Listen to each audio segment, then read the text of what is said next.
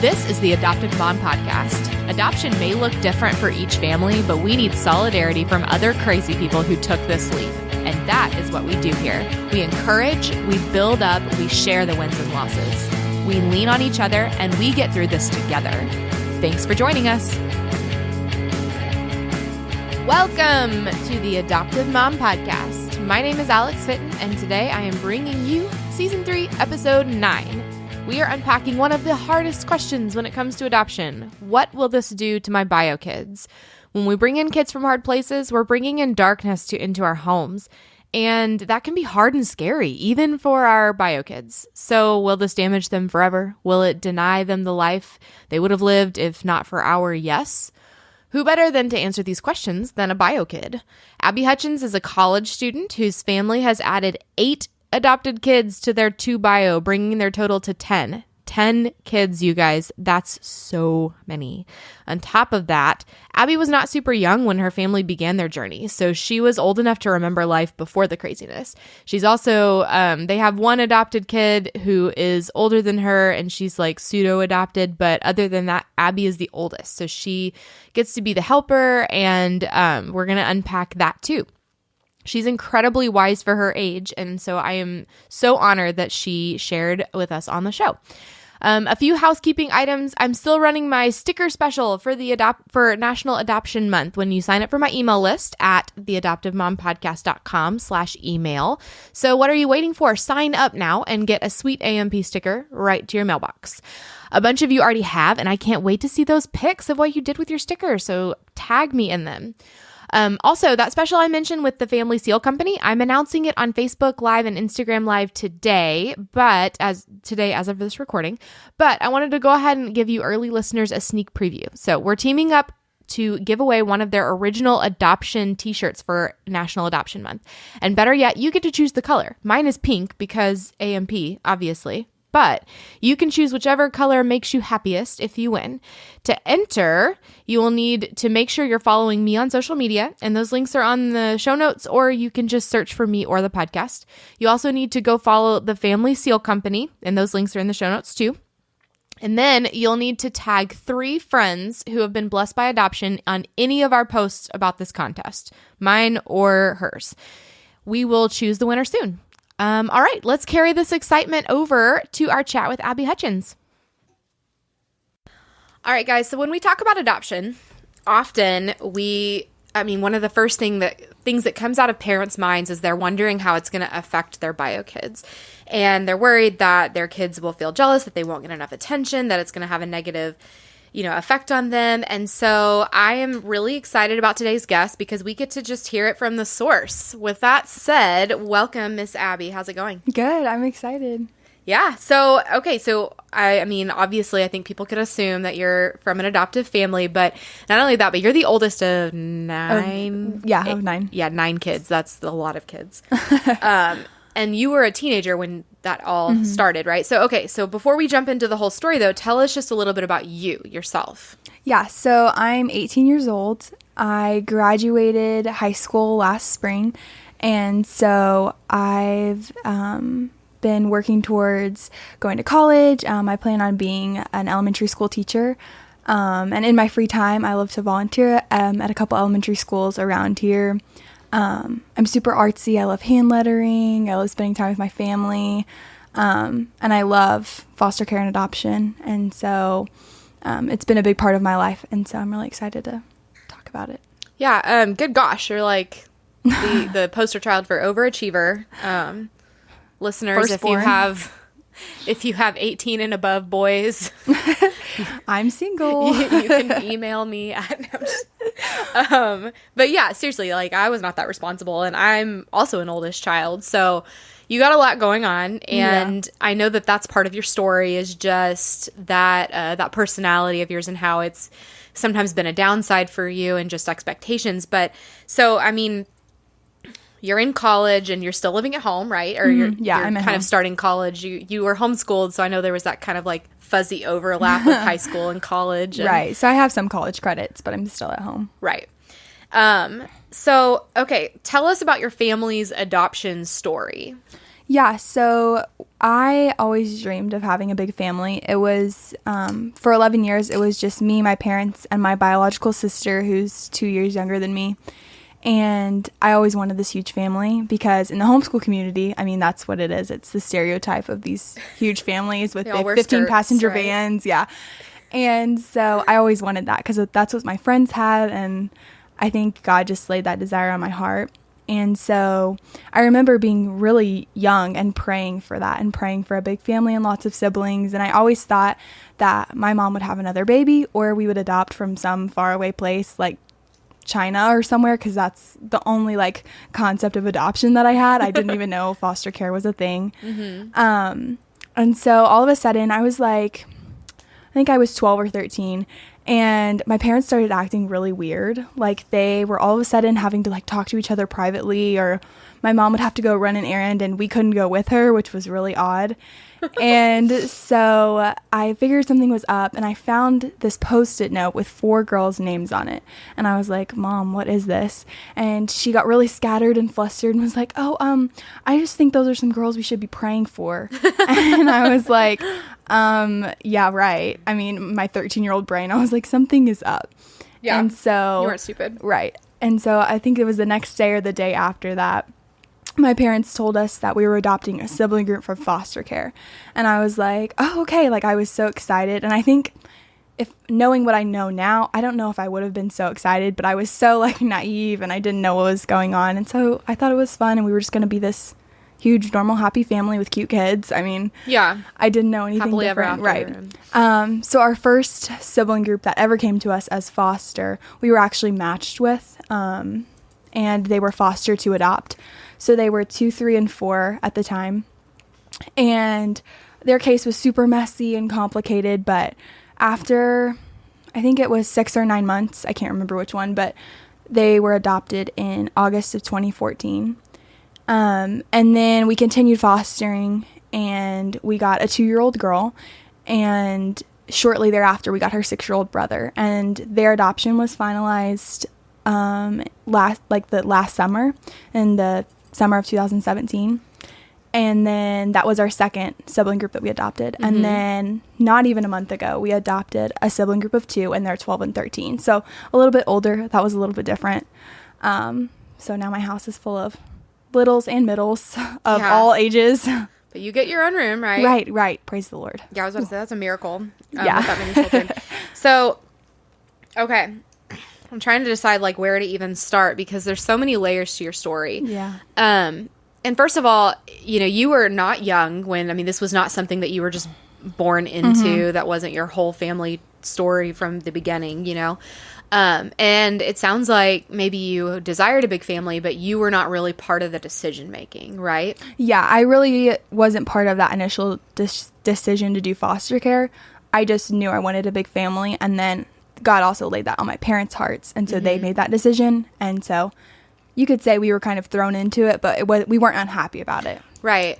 But, and I know that, I mean, we talked before, and I know that ultimately you were not unhappy about it, but for the sake of this podcast, we want to answer some of these questions that these parents have when they're scared that their bio kids are going to be, you know, damaged to their life or whatever. Which is, I'm not making fun of those people. That's a genuine fear. It's, you know, I understand that. But you were not always just thrilled to death about the situation. Talk to us about that. And you can be specific and go, you know, about each sibling group or just however you want to do. You don't have to name names, but, you know. Yeah. So I think with our first sibling group that we adopted, they came into our home about a month after we opened. And we were able to do visits with them before just to kind of get to know them. But when they moved into our home, like chaos hit, because we went from having me and my sister she was almost a teenager, I was a teenager. Our house was pretty quiet and calm, and then we had a 2, 3, and 4-year-old. And not only that, but these kids have been through like traumatic experiences, and so that initial transition was really hard. Like we joke that we don't even remember the first 6 months because it's just like a blur. We were trying to survive basically. And it was really hard when the oldest, she came actually the day after she turned 5, but she really had a lot of anger, and she was testing us to see if, we say we love her, but do we really? And she was trying to get those reactions out of us and trying to see how far she could push us. And that was really hard because I wasn't expecting that at all. Whenever my parents said we were adopting a sibling group, I just assumed that it would be, they would come into our house and it would be like all normal, because I didn't know anything about trauma or attachment or anything like that. And so when I think about hard times, like that was the hardest time, that initial jump into foster care and adoption, because we had no idea what we were doing. And we had these 3 kids who needed a family, but at the same time were struggling with stuff of their own. Yeah. And so was there a time when you thought to yourself, I'm over it. Like, yeah, I wanted this, but I'm done. Yeah, I remember thinking, is this what my life is going to be like now? Just chaos and turmoil and not knowing, are these kids going to get to stay, or are they going to have to go, or are they ever going to love my parents like we love them? Are they ever going to, I guess, fit in? Like, are we ever going to be able to go do things and go places without tantrums and falling apart? And I remember thinking, like, I wish they had never come, which now that like kills me that I ever said that, because we've come so far. But then, like, as a 13-year-old who didn't know anything, like, I really didn't. In those first 6 months, I was like, I don't want this anymore, because it's not what I expected it to be like. Yeah. And so, I mean, I know that the second one was not as traumatic. Right. You guys were kind of, it was already chaotic, so why not add a couple more? And I know that this last one, it's a little bit different because they're older. And I know that with attachment and everything, that's always going to be different when they're older. But, I think that you're saying, that it kills you. And I think that it's really important that you're able to vocalize that and be honest with yourself that you had those feelings. Because that's something even I, as an adult, struggled with for a long time, just being in denial and pushing those feelings down and pretending like they didn't exist. So the fact that you can verbalize those things and also verbalize them with your parents, I mean, that shows that your parents are there and that they're safe and that you feel safe with them. And I think that all points to really good things. So I want to highlight something that you've been talking about. So as you've been talking, you've said the words us and we a lot. Oh, yeah. And I think that is really interesting because so many bio kids, I think, would just, or this is the parent fear, that their kids are just going to be smashed against the wall. Like, nobody cares about them anymore. So they're just going to run off and do whatever they want, or they're going to feel neglected or whatever. And I know that this us and we mentality that you have has a positive and a negative side. So let's talk about the positive first. So I think that it's really great that you have had such a hands-on approach to your family's story. What are some of the things that you specifically do for your family? I think just being the oldest, I kind of act as that, I don't want to say second mom, but like my parents are the parents kind of. And they're in right kind of like my parents are the parents and they're in charge, but at the same time, like, I'm my mom's right hand girl. Like, if there's laundry that needs to be done, I'm helping the little kids do that. And my biological sister does the same thing. She's 16 now, and so we kind of act as those like main forces with my mom, especially when my dad is working. We're kind of like running the house. A lot of my jobs involve like taking the kids places because I'm able to drive, taking them to therapy, or taking them just on dates to spend time with them or to get them out of the house. I'm super obsessed with their clothes and their hair and making sure they look nice and presentable.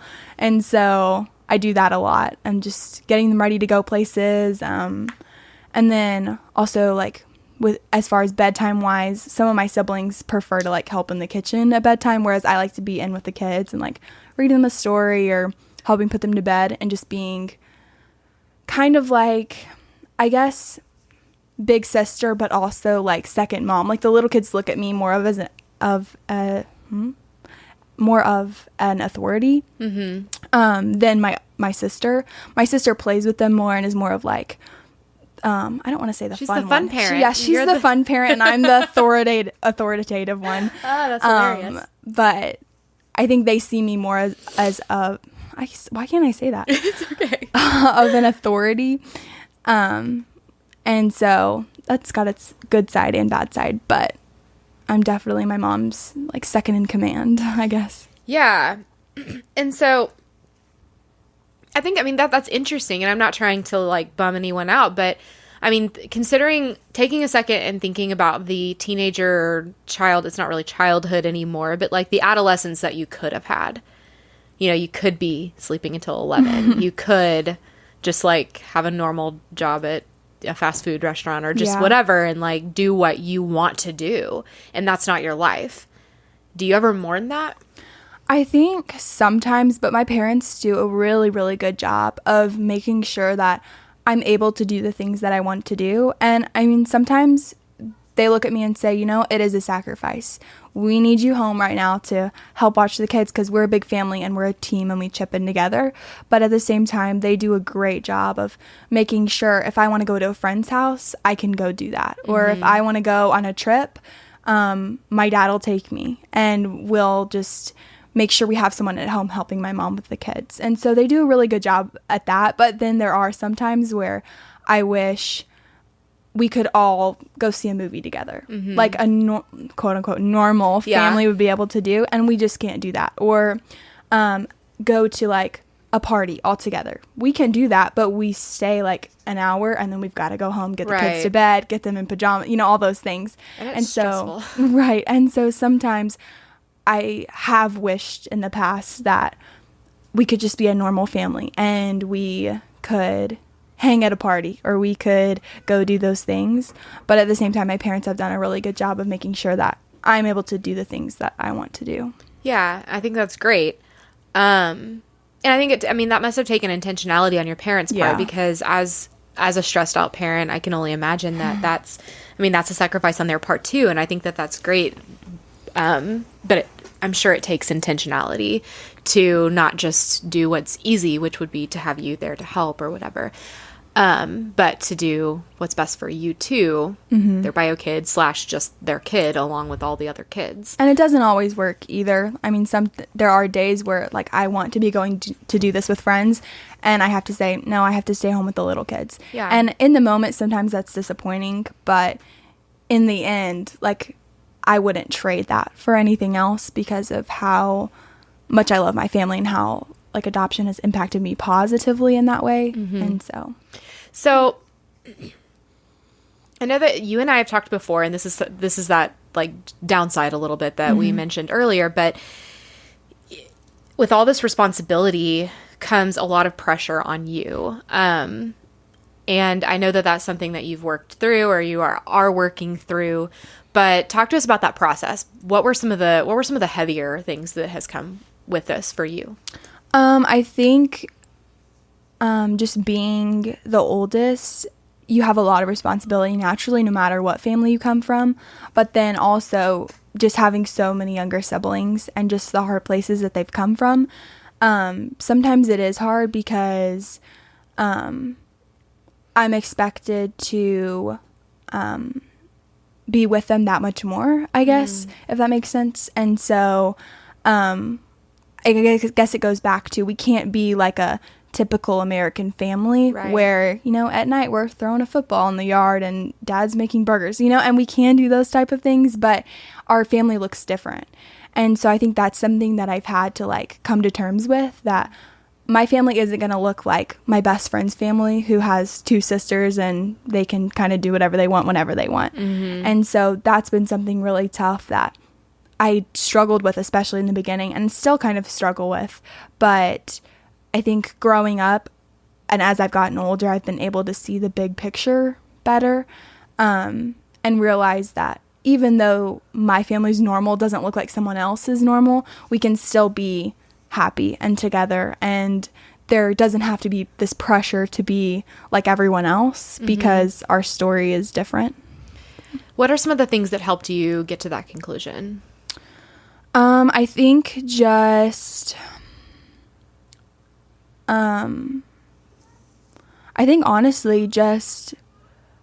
I think prayer helped a lot, just knowing that God has a plan for our life and it's not going to look like someone else's. And then also, I think as we've fostered and as we've adopted, my love and passion for kids in foster care in general and my siblings has grown. And so that's really helped me come to terms with the fact that, yeah, our family doesn't look like someone else's, but our family is awesome the way it is. And we have this awesome story to tell. And I love the story that my family has. And so I think through prayer and just like getting older and becoming more mature has made me realize how good we have it.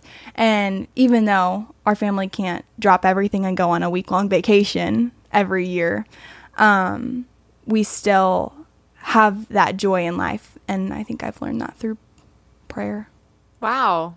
The story that you're talking about has covered so much time, but I'm sorry, so much like, what am I trying to say? So much in such a little time. And I know that you've learned a lot, your family's learned a lot, and then your role has not necessarily changed because you were always the oldest and your personality was, I'm sure, set in stone early on, just like mine was.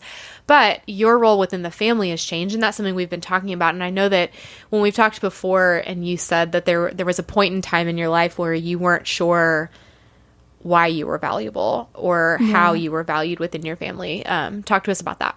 Yeah, so I think as the oldest, I do lots of work for my family, and that's not necessarily bad. It's taught me a lot. But at the same time, I think sometimes it's easy to fall into, as a bio kid, you're valued for what you do. And even if that's not spoken, I remember like going on a trip and coming home and my mom saying, "Oh, I missed you." And my mind immediately went to, "Oh yeah, you missed me because there was no one to unload the dishwasher when you needed it. You wanted to go do this, or you needed to go run this errand and there was no one to watch the kids."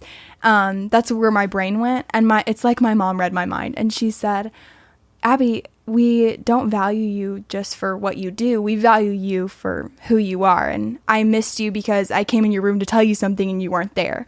Or I missed you because I wanted to show you this picture on Instagram and you weren't there." And so that really meant a lot, and it really validated to me that I'm valued not just for what I do for my family, but I'm valued for like who I am and how I fit into the family. And I'm not like the help of the family. I'm not the servant or the maid, and not that I'm treated that way at all, but I think when you do so much work for that team that it's easy to fall into that. But I feel valued just as a member and as a kid in my family, not necessarily as for the work that I do. Absolutely. I mean, I can totally see how you would feel that way, because I think that would be a struggle with any big family, especially. But us older kids, you know, I've said that a lot, oldest child. And I say that because Abby and I have talked before, and we're both like fascinated by birth order effect and both of us are oldest children. And so I think that we are naturally predisposed to feel the weight of responsibility more than younger siblings would. And that can be so great, but it can also be so heavy and hard because you do often feel undervalued or just useful, not wanted or, you know, whatever else. And often I'm sure that that's just in our heads or whatever. But what were some of the specific things besides that one incident that your parents did to change that in your mind? Like to change me from being like to change that perception. Oh, okay. I think something that they're really good at is spending one-on-one time with each one of us. And that's hard because there's 9 of us. But even something simple like, "Hey, do you want to run to the store with me?" I mean, my dad could go alone and be just fine and do it probably quicker, but he wants to spend that one-on-one time with us. And I mean, it doesn't even have to be anything special, but just getting in the car together and driving somewhere and just talking.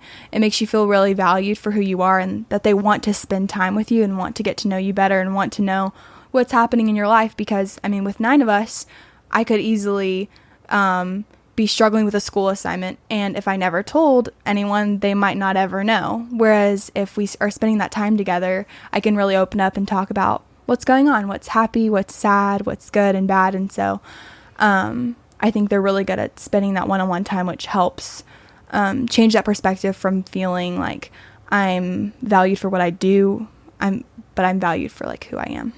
I think that's so great. And it's so important for adoptive parents to know that, because even though, I mean, I think that that's the fear, is that there are so many parents who are afraid that they're not going to be able to do that well. So let's not even try.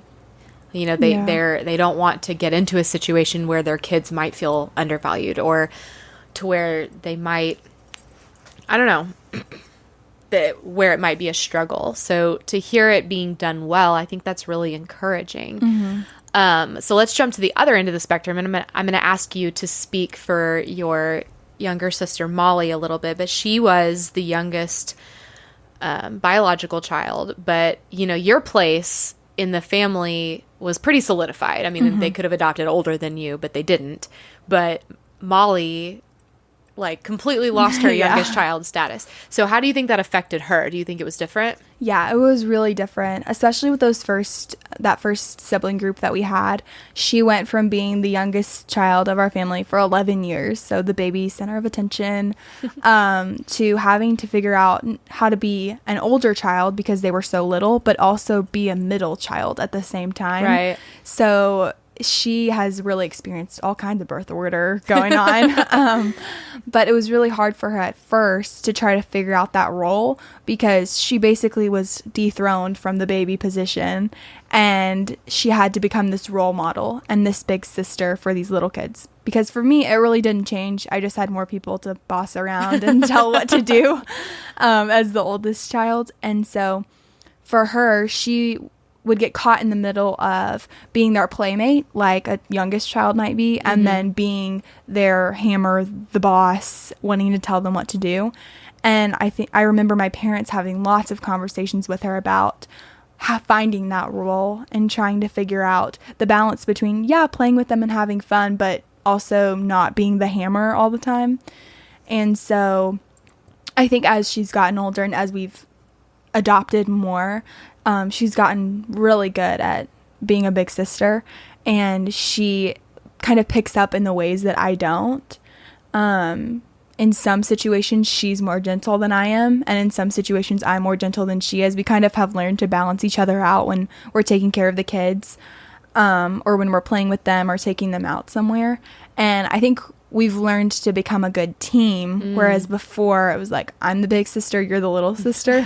And even though we still have some of those moments of disagreement, but we've learned to kind of like stick together and be there for our younger siblings, and that's been a big change. Yeah. I mean, I can see that. I think I mean, any situation like this is going to be just so tricky. And to see it walked gracefully, I think, is such an encouragement to adoptive families. But let's move on into just some of the things that you've learned as a bio kid walking this thing. Because again, you didn't really have a choice in the matter. I know that you weren't disappointed by it, but it's not like you guys had a family meeting and decided to do this, which I know some families do. Yeah. But having not really had a choice in it, and having moments of, hey, what are we doing here? Can we just go back to normal? And which is totally normal and fine. Those are normal feelings to have. But, you know, this is a journey that you probably never saw yourself on. And I say that as an adoptive parent who is in the same situation. You know, adoption seems, I'm not even going to say like it's great or anything like that, because I think that we all know it's going to be hard, but we don't understand the nitty gritty, the trauma, the day in, day out struggles. And as a parent, that's something that, you know, we make this choice. We feel called to do it, and we do it, and we learn along the way. But as a bio kid, that wasn't your choice. You might not have been called to do that. You were just kind of along for the ride. And it sounds like you've risen to the occasion. But what are some of the things that, you know, you never thought you would learn or figure out or be a part of, but you have been? I think one of the biggest things that I've learned is that, it's going to sound weird, but I've learned how selfish I was before adoption. Because looking back, I mean, if you had asked me, 13-year-old Abby, are you selfish? I would have said, oh no, like not at all. But looking back, I mean, I was self-centered, and not that I don't ever have moments of self-centeredness now, but I basically thought the world revolved around me and what I wanted to do and accomplish. And I wasn't aware of kids in foster care. Like, I knew there were kids that didn't have what I had, but it wasn't a reality to me. Like, I don't even remember thinking about foster care at all. Like, I don't even know how I discovered that it was a thing. And so the biggest thing that I've learned is just how to care for others and how to consider them better than yourself. And that's been really hard in some situations because we've had kids or foster kids come into our home where it's really hard to consider them better than yourself. But that's something that I've learned throughout the process. Yeah. What have you learned about trauma? I've learned that it's a real thing. It's not like this mystical thing. This is real life. Yeah. I love that you just said that because that's the exact thought I've had, that it's not this like, mystical thing that's out there. Like, oh yeah, trauma, yeah. quote It's unquote. like tangible almost. Like, not tangible, but it's a force. Yeah. Yeah. You can see it and feel it. I've learned that it affects the way kids' brains function. I don't think I really realized that. I considered trauma something bad that happens to you, not necessarily how you react to that thing or how your brain reacts to it. And so I think just having kids that have been through trauma and not only having them but seeing the long-term effects of that, it's really shown me how to be sensitive and care about their needs and their feelings to try to help them cope with things that have happened or triggers that trigger some kind of traumatic event in their life. What are some of the things that trauma has caused, damage to you, honestly? When you say that, the first thing that comes to my mind is one of my brothers has PTSD like symptoms. And so one time I was 13 or 14 and he was 8 or 9, and we were playing a rough game in the front yard. And we were playing like a wrestling game where someone throws the ball and then you wrestle to stand up holding the ball, kind of like King of the Mountain or something. And we were playing it together and we were having fun. It's a game that we had played my whole life. And I looked down at my brother and his face, almost goes white. And he starts shaking and just ramming his head repeatedly into my stomach. And I kept yelling, stop, stop, stop, that hurts. It was hurting me. Right. And he wouldn't stop and I couldn't get him off of me. And so I started yelling for my parents and they came running out of the house and pulled him off.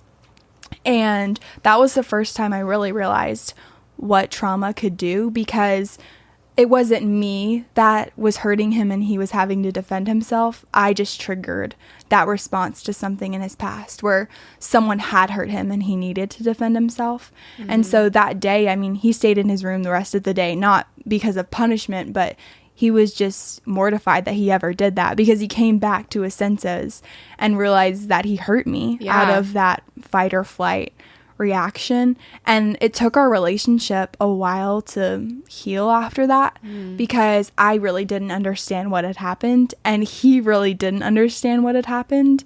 And so we had to have a conversation. My parents had to have a conversation with me about what these kids have been through and how trauma works and how his brain just associated that physical contact with a time where he had to use physical contact. Yeah. And so that was the time that I really remember it being like, whoa, trauma is real. And so I think knowing what I know about trauma now has helped me relate to the kids that we have, or my siblings even, because now I know, like, me and my brother now, we don't play that game anymore and we don't roughhouse anymore, just because I know that about him now.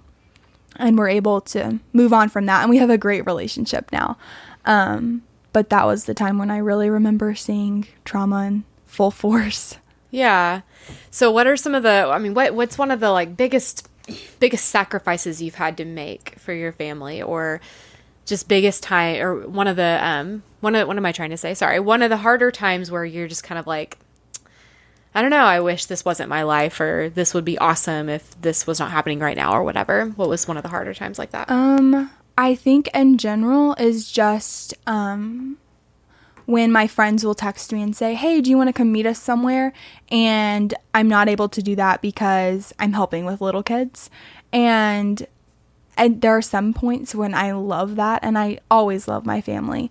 But there are some points when that's hard because I do want to go and I do want to spend time with them, or I do want us to be able to go as a normal family out to eat. Whereas you can't really do that when you have 9 kids because it costs $300,000 or, you know. So there are times like, and it kind of goes back to the normal family versus not normal family thing. And I think that's been the biggest struggle that I've had to kind of deal with is we're not always able to go and do. We spend a lot of time at home. The little kids spend a lot of time at home because that's where we work the best, especially because they're so little right now. Yeah. That's your home base. Yeah, it's our home base, our safe place. I know that. Yeah. And so that's been hard to find that balance of, because I am such a goer and a doer and I want to do all the things all the time, whereas my family can't do that. And I've just had to come to terms with that. And as they've gotten older, we're able to do more things. I'm able to take 1 or 2 of them with me when I go places and not have tantrums and people running away and stuff like that. But it's something that's been hard to try to realize is we can't always go and do everything, and that's okay. Yeah. So, okay, we've established that you are wise beyond your years and that you're just a really good person. But be honest, do you have moments of resentment? Do you have moments of still just being kind of over it, or, I don't know, bitterness about the situation? I think I have moments. I do have moments. Not as often as I used to. But there are moments, especially I think after this last adoption of the 2 older ones, that was really hard because there's this stigma around older kids that they cause more problems, and that's sometimes true because they've been through a lot. Yeah. But my relationship with them is very different than my relationship with the little ones. And so that's been really hard, especially when you've got a 13-year-old that's causing chaos in your house and you're in your room and you're like, why is this happening? Could we just like not have this going on? Could we not have this chaos? Mm-hmm. And I don't think I ever wish that it had never happened. Sometimes I just wish it was easier or we could just move on faster past it. Yeah. And just that they could like get it together. I know I have feelings like that where you're like, goodness, like pull yourself together, man. Right. Like sometimes my parents are talking to one of the older ones and the older one keeps talking back and I'm like, no, don't do it. I'm in my room like, no, mistake number 1, mistake number 2. I'm like trying to cheer them on and like coach them through this because I'm like, we don't want this chaos or this showdown to happen. Right. But I guess they need that to learn. And I guess I need that to grow, to just come to terms with the fact that this is my family and this is the family that God has given me. And I think sometimes there are moments of, wow, I wish this would not happen. Yeah.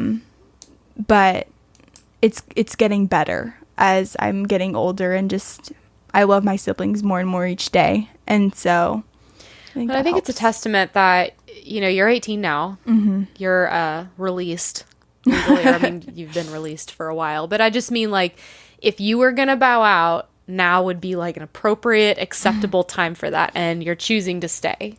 Why is that? I think it's really because I love my family. But then there's also the flip side of sometimes I do feel, like, not obligated, but almost, what would my family do without me? And I think sometimes that's healthy and sometimes that's not. I think that's a good way to say it sometimes. But it's true. Yeah. So like when I go on a trip, like I just miss my family. And all of my friends are like, oh no, I'd be happy to get out of that house. I mean, with all those kids. And I mean, there are moments of like, ooh, I'm glad I'm not home right now. But then at the end of the day, I really do love my family. And people always ask me like, how do you love them? Like, you were born into the same family. And really, to me, it's no different. Like, I love them each so much that I miss them when I'm gone. And I don't want to move out and miss them growing up because a lot of them are still so little. And so I think part of it is, yes, I want to be at home and watch them grow up. And then part of it is like, I have to help my family. Like, we're a team. Mm-hmm. And I think that's something that my mom has really instilled in us is, I mean, she says daily, we're a team. We work together. We're a team. And so. Yeah. She's kind of the queen at that. Yeah. Yeah. She's the motivator behind us all. She's full of good wisdom. So ultimately, do you think that this has made you a better person? I think it has. I always tell people, when I talk to foster parents, or I talk to people who are going to be foster parents, the main question they ask me is foster care and adoption going to ruin our kids' lives? Yeah. I mean, that's literally what they say to me. It's a legitimate question. And I always tell them that aside from like accepting Jesus in my life, adoption is the best thing that's ever happened to me. And that surprises a lot of people because they're like, whoa, really? Are you serious? And it really has, because it's not only shown me how to care for others, but it's also shown me how like Jesus cares for us and how I'm adopted into his family. Like, I don't deserve it. Like, these kids not all of them deserve it. And so, it's changed my heart in a way that I don't think anything else could have. Yeah. Oh, I mean, as a parent, I know that. You sound like a parent in so many ways, so many things that you're saying. But let me throw this one at you. Do you think Molly would say the same thing? I think she would. I think she would definitely say that it's changed her. And I can see that it's changed her in a lot of the same ways. But then there are some different ways because we don't have the same role. So, like, I mean, it's definitely changed us both. And I think in the selfless department, I think it's changed us both. I can see her daily. I mean, just sacrificing a lot and putting others before herself. But then there are other ways when I think she might answer differently, in a different way that it's changed her. I mean, because it basically changed her role in our family. So she might say a little different, but. Yeah. So before we jump into these closing questions, I often post on Facebook just asking if anyone has any like crowd questions for whoever I'm interviewing. And all the questions were things we've already talked about, except the question was, what questions do you have for a teenage bio kid from an adoptive family? And Kelly Crouch, shout out to season 1, episode 2, the most hilarious person on the planet. I love her. Said, why don't you listen the first time? Can you put your phone down? These are questions that I ask my bio team frequently. I just had to throw that in there because Kelly's really, really funny. Okay, but as far as closing questions go, you ready for this? Yeah. Good deal. So what do you wish that someone had told you at the beginning of this journey? I wish someone had told me that your life is never going to be normal again, but you'll find your new normal. And I remember my parents kind of touching on that, but I wish someone had just looked at me and said that to me, because I think at the very beginning, I just wanted my old normal and I wanted my life how it was because I didn't know that we could ever get it back together again. Right. But now, like, this is our normal and I can't imagine my life not how it is. And so that's how I know, like, we found it. Like, this is our new normal and this is my life now, because it's so weird to think of my siblings not being there and us not being an adoptive family. And so I wish someone had told me that. That's a good one. I wish someone had told me that too. Because it's so hard. You're just like, my life is ruined. Really, really. But you'll get it back together. Okay. Cover your ears, Jen. And Abby, you have to be honest. What is something that you wish your parents had done differently in regards to you as their bio kid? I wish we would have been prepared more up front. And I don't really know how much my parents could have helped with this because they didn't even really know truly what they were getting themselves into. But I wish I had known about trauma and that our life, it's not like these cute preschoolers walk in the door and you're a big happy family going on vacation. Right. I didn't know that. And I didn't know how they were going to be angry or how they were going to be sad or how to deal with behavior. I wasn't used to seeing my parents as such, like, disciplinary figures, because they acted that way when me and my sister were little, but I hadn't seen that side of them in a long time. Right. And so I remember being frustrated with them that they were constantly on these little kids trying to instill these expectations when really they did that to me when I was little. I just don't remember. Right. And so I wish I'd been more prepared for what was going to happen, because I feel like in the beginning we were just kind of thrown in And I didn't know what to expect at all. So Yeah, no, that's a good one. I think that, I mean, I would echo that for myself even. So that's great. So what is your favorite way that your tribe, and by that I mean your friends, not your family's friends, but just your friends, how have they supported you or made you feel, I don't know, secure or safe or whatever through this process? Maybe when you're confused or you're frustrated or you're scared or sad or just whatever. How have they supported you? I think just listening is a big thing, because my friends really don't understand the adoption world. I mean, they just don't, because they haven't walked through it. And so I think just listening, and I mean, you don't even have to say anything back, just being there to listen and reassure me that it's going to be okay. Or if my family is struggling with a certain kid, saying, instead of saying, hey, Abby, how's your family doing today? Saying, hey, Abby, how are you doing today? Do you want to go to lunch and just get your mind off things? Do you want to go grab coffee? Hey, my family's going to Silver Dollar City tomorrow. Do you want to come? And just making sure that, like, I'm okay, even if something's fallen apart in our family. Yeah. Because I think a lot of people see that and say, oh, Abby, how's your mom doing? Right. Or, oh, Abby, how's this kid doing? Or they want to hear about the drama, which, I mean, I think that's a normal human reaction. We want to know what's happening, but to shift that focus. Right. And most people mean well, but at the same time, as from a BioKids perspective, I appreciate when people ask about our family, and I know my mom appreciates when people ask how she's doing, but it means a lot to me when people look at me and say, Abby, I know this kid has been struggling. Why don't we go to coffee and you can just get out of the house for a little bit? Even though I'm not directly involved in the chaos that's happening in my house, it's good to get out, and have people listen. Oh, that's really great. So on the flip side of that, what is a way that you've felt hurt or misunderstood? I think when people don't understand, but then don't make an effort to understand.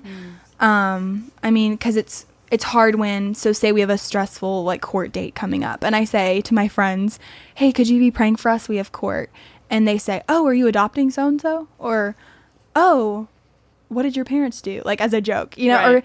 And that's hard because they don't understand why we're going to court, but they're also not making an effort, oh, what's happening? What can I specifically be praying for? And it's just hard when people don't understand the hard things that you're going through, because ultimately, the people around you, you just want them to understand. And I mean, even with family members, people don't get it. And so Right. people don't get it at all. I heard that. And so that's hard whenever you're upset about maybe a foster placement going home, or one of my siblings is really struggling with anger or something else, that people don't get it, and they don't always try to get it. Yeah. So if you had to sum it all up into one piece of advice or encouragement for BioKids, or you know what? I'm going to make this a two-part question. So first of all, what's the biggest piece of advice for BioKids who are in a situation like yours? Well, the first thing that came to mind is hang in there. I think it's easy to get caught up in the daily drama and the daily confusion and the daily emotion, but I think if you can hang in there and just see the big picture, because looking back, I see how far my siblings have come, and I see how far I've come, and how much our family has changed and grown, and I think I would just tell them to just keep going, to just hang in there, to just trust that God has a plan, and it's perfect. Yeah. I love that. So on the flip side of that, so what would be the biggest piece of advice or encouragement for parents who are trying to balance that with their bio kids and their adopted kids? I think I would tell parents, it's going to be harder than you ever can imagine, physically or emotionally and spiritually, but it'll be worth it in the end, not only to you, but to your bio kids. Yeah. Because they might not react the way that you want them to react in the moment, but I think in the long run, it's hard for it not to change your heart. Absolutely. Oh, I think that's a great I don't know. That's a great like quote. Just it's hard for this to not change. I mean, and I've heard people say that when you adopt or you foster, you're giving a gift to your bio kids. And I know it doesn't always feel like a gift, but would you agree with that quote? Yeah, for sure. I think it's almost like discipline. I think like it's painful at the time, but in the end, you're so glad your parents disciplined you because you're a good person. And so hopefully, contributing member to society. And so I think it's like that. Like in the moment, it's going to be hard to adopt. I mean, your kids might not be like, thank you, mom and dad, for this amazing gift. Because I would not have said that. I would not have said that when I was 13. I would have been like, really? This is a bad gift. But this is what we're doing now? Right. But now, I mean, it's the greatest gift. And I don't even really think my parents thought of it that way. I don't think they thought, oh, we're going to give this to Abby and Molly. But I think looking back, I mean, it's been the greatest gift because it's changed who I am. Yeah. So taking that forward, do you think that you'll adopt and foster? Yeah, for sure. Yeah? Yeah. You don't feel like you've already lived your fair share of crazy, like you're done? You can wash your hands. And people ask me that a lot. And my answer is always yes, because I think it's been such a big part of my story. I can't imagine it not continuing. Because I think people always think about like adoption affects the kids that are adopted because they get this family. Whereas for me, like, it's the same way I got my family because of adoption, my siblings because of adoption. And so, I mean, without adoption, my life would be incomplete. And so I can't imagine like not doing that or not being involved in at least some way, because it's changed my heart, and it's like I have a passion for kids in foster care and adoption. Whew, girl, are you sure you're only 18? I'm sure. Like I said, if you have a single son who is respectable and kind and loves Jesus, then you can. I'm kidding, kind of. But Abby, oh my gosh, thank you so much for joining us. Where can we find you on social media? Yeah, so on Instagram, I'm AbsHutch, ABZHUTCH. And then on Facebook, I'm Abby Hutchins. Nice. And she posts lots of cute pictures of her siblings. And I overgram them. Yeah, and she has some really awesome senior photos that just, I don't know who took them. Shameless plug. I'm kidding, my husband took them. But yeah, so thank you so much for joining us. It's been awesome. Thank you. Thank you for listening to the Adoptive Mom Podcast. I know this stuff is hard, and I hope you found encouragement here. Remember, you are enough, and you're doing a great job.